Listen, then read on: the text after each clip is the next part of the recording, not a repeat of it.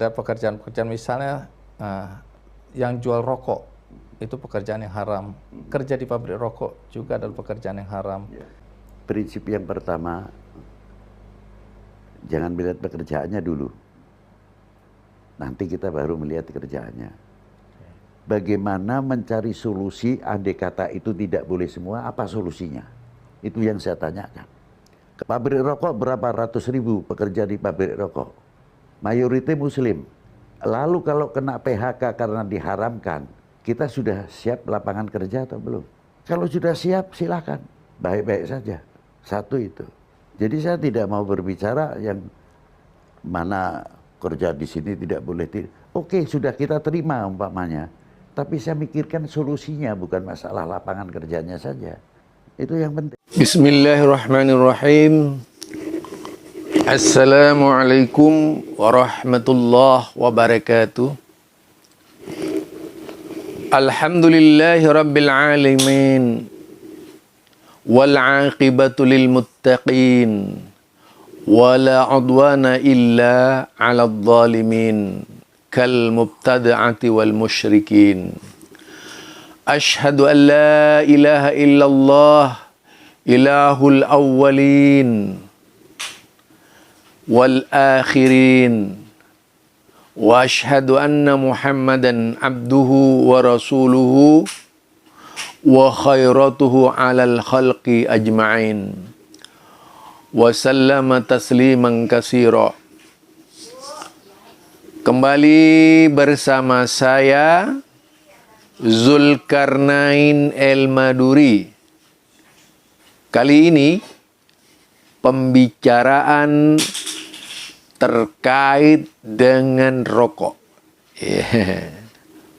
Rokok biasa dinikmati oleh orang-orang yang biasa merokok. Rokok adalah benda yang datang dari tembakau dan kertas lalu digulung jadi rokok. Tapi bagaimana sebenarnya hukum rokok itu?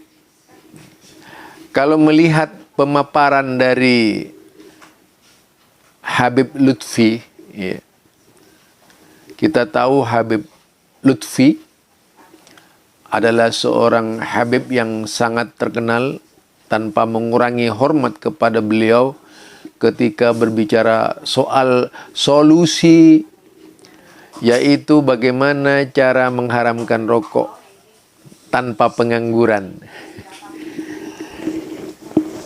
Kalau kita melihat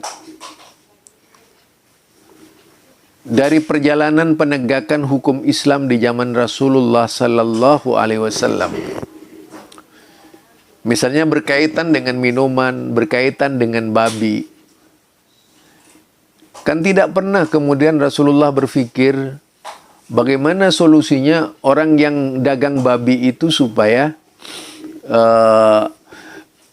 dicarikan kerja lain dulu gitu. Nggak pernah seperti itu Rasulullah Sallallahu Alaihi Wasallam, karena kita tahu bahwa rezeki itu ada di tangan Allah. Kalau memang mau rezeki yang jauh lebih baik dan lepas dari barang-barang haram, mengapa tidak sebaiknya tinggalkan barang haram? Kalau memang misalnya seperti babi yang sudah diharamkan oleh Islam, artinya seluruh umat Islam tidak boleh mengkonsumsi babi. Minuman haram yang memabukkan, maka seluruh umat Islam tidak boleh mengkonsumsi minuman yang haram tersebut, tetapi harus meninggalkan. Allah tahu bahwa mereka yang meninggalkan barang haram pasti oleh Allah Subhanahu wa Ta'ala akan dibimbing ke jalan yang halal, diberi jalan yang terbaik, bukan makin disusahkan oleh Allah Subhanahu wa Ta'ala. Kalau memang rokok dipandang haram, taruhlah subhat saja gitu. Kan memang seharusnya ditinggal. Ya. Harusnya ditinggal kalau memang rokok itu haram atau subhat. Apa manfaatnya tetap memakai rokok padahal sama sekali tidak ada manfaatnya? Ada orang yang mengatakan bahwa orang yang merokok itu manfaatnya adalah bisa memberi kekuatan berpikir, bisa memberi daya hayal yang kuat. Sebenarnya itu ketergantungan yang dia ciptakan sendiri. Ibarat kita lah biasa makan nasi misalnya. Ketergantungan kepada nasi. Pada saat kita makan makanan yang lain, itu kurang menyenangkan dan kurang senang, kurang enak. Sama dengan rokok juga. Apalagi rokok itu ada yang membuat orang tidak bisa melepaskan diri dari rokok itu ya. Sampai di Madura itu ada kalimat lebih baik putus istri daripada putus rokok. Itu di Madura. Ya karena di Madura dulu, Madura itu kan tempatnya tembakau. Wah, kalau lagi pada musim nanam tembakau, mereka berebutan paling depan tanam tembakau selama berbulan-bulan. Tujuannya tidak lain agar bisa mendapat keuntungan besar. Padahal modalnya yang dikeluarkan juga besar gitu. Dan terkadang hasilnya belum tentu menggiurkan. Bahkan tak jarang membuat para petani tembakau ketika itu menangis itu. Apalagi pas kena hujan tembakaunya hancur, berantakan dan sebagainya. Rugilah. Kerugiannya bukan kecil, besar. Karena pabrik juga tidak menyukai tembakau-tembakau yang tentu saja terindikasi. Ini satu contoh. Nah, karena itu sebaiknya memang rokok itu tidak lagi menjadi perhatian. Dan tidak harus takut. Tidak harus takut kelaparan. Tidak harus takut kemiskinan kalau meninggalkan barang haram. Yakinlah meninggalkan barang haram Allah akan memberikan jalan keluar. Wa may yattaqillah yaj'al lahu makhraja.